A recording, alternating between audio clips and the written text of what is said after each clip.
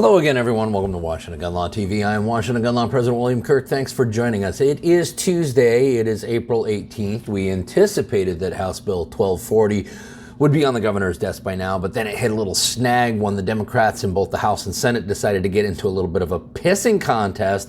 Well, it appears as though that pissing contest may have resolved itself sometime this afternoon in the Washington State Senate. It's now heading back again to the House. I want to get you all up to date, and I will tell you that none of it is particularly good news. So today, let's spend a couple of minutes and get you all up to date on Washington's assault weapon ban passes back out of the Senate again.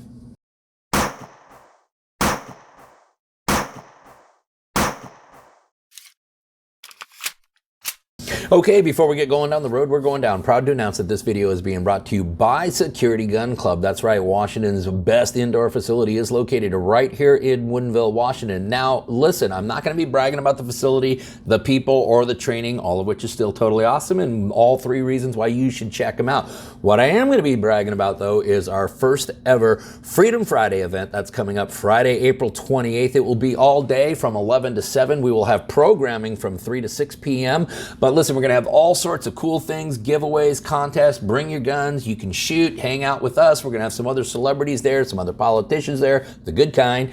And every penny that we raise that day is going to help the Silent Majority Foundation fight some of this insanity that's coming out of Olympia this year. So that's Freedom Friday at Security Gun Club, Friday, April 28th, all day 11 to 7. Please stop on by. And listen, if you can't make it there and you want to give to the Silent Majority Foundation, you can click on that link down below, or you can visit our good friends at Security Gun Club, that is security with an E, securitygunclub.com, and make a donation there. Okay, so the issue we're talking about yet again today is House Bill 1240, which has officially passed back out of the Washington State Senate for the second time. Now, to get you all up to speed, the bill originally passed out of the House, looked all fine and dandy for those that want to strip you of your Second Amendment rights, went back over to the Senate where some real common sense amendments were added to an otherwise law that makes no sense whatsoever. However, when that bill went back to the House for reconciliation, well, that's when Speaker Lori Jenkins had a tissy fit and basically accused the Senate of acting outside the scope of the original bill, sent it back over to the Senate and basically told folks, hey, you got to change your votes. Now, that led us to doing this video right here, and we began to wonder, is there a chance? Is there a chance that we're going to have a stalemate and that this bill may actually die? And the truth is the bill never really had a chance of dying this legislative session. The best we could hope for is that it would go into some prolonged state of hibernation to rear its ugly head next year's legislative session. Unfortunately, though, it appears, and I had a feeling that this was going to happen. We commented on this video right here. I said, listen, you don't get to be the Speaker of the House by being politically naive. And so I could not understand why Speaker Jenkins was spending the political capital on a bill here that looked like it was ready to pass and what was going on. And there was always kind of some discussion amongst some of the other people I geek out on this stuff with, that there was probably some type of backroom dealings or that some agreement had been reached. And it appears that that is exactly what occurred today,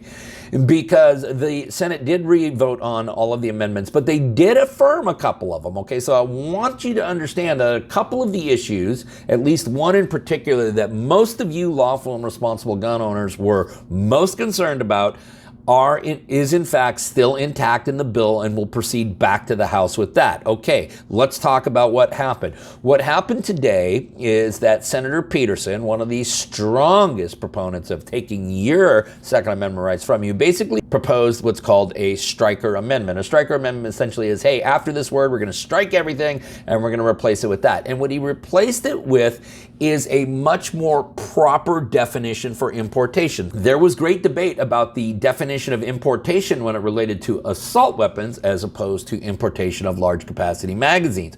We know that if we lawfully own large capacity magazines, we take them out of state and then we come back with the same magazines, we're not engaged in the act of importation. Unfortunately, Washington's assault weapon ban, if passed into law, would not have read that way, which means even if you lawfully possessed a assault weapon here in Washington State, once you took it across state lines, well, I guess you're gifting it to somebody in Idaho or Oregon, because you would not be allowed to bring it back. Now, that would have created all sorts of excellent new constitutional challenges to this piece of legislation, but the Senate has wisely adopted that. So now, I do want you to know, when we take a look at RCW 9.41.010, the definitional section, Importation, as enacted into law, will now be defined as: import means to move, transport, or receive an item from a place outside the territorial limits of the state of Washington to a place inside the territorial limits of the state of Washington.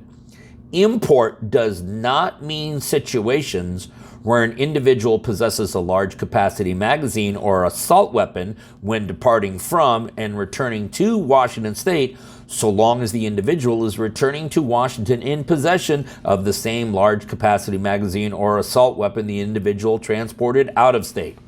So that grave error in definitions and that horrible inconsistency appears to have been ironed out, and this was proposed by a Democrat, Senator Peterson, which tells me that this is part of the backroom agreement, that the House is going to agree on that.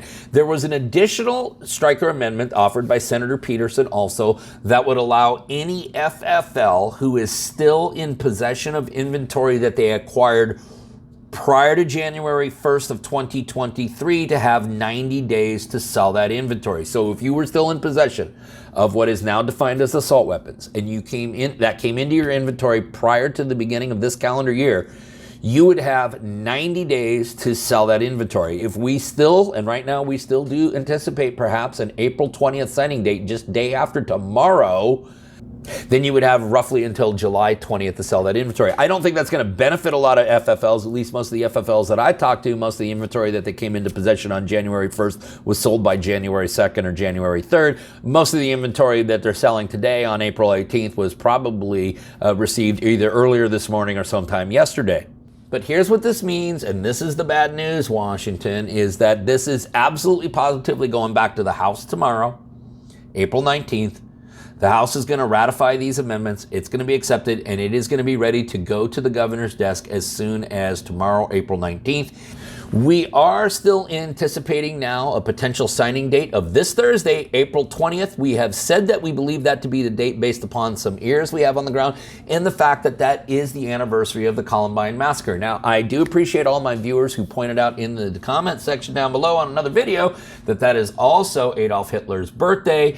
And listen, as evil, nefarious, and dumb as I think Attorney General Ferguson and Governor Inslee is, I do not believe that they are actually coordinating this to celebrate Adolf Hitler's birthday. Listen, the bottom line is this, is we are down to the last 48, 72 hours of being able to lawfully purchase assault weapons in this state until, of course, the lawsuits start falling, the injunctions start being argued. And I am making a prediction, and you heard it here first on Washington Gun Law, that whatever day Governor Inslee signs this bill into legislation, I believe that there will be a suit as well as a motion for an emergency temporary restraining order filed in, I'm going to say, Grant County for now. Listen, you may have more questions about this or anything else related to House Bill 1240 or what's left of our Second Amendment rights. You guys should know how to contact Washington Gun Law by now, but if you don't, hey, all of that information is right there in the description box for you. In the meantime, I want all of you to remember that part of being a lawful and responsible gun owner, like we talk about all the time here,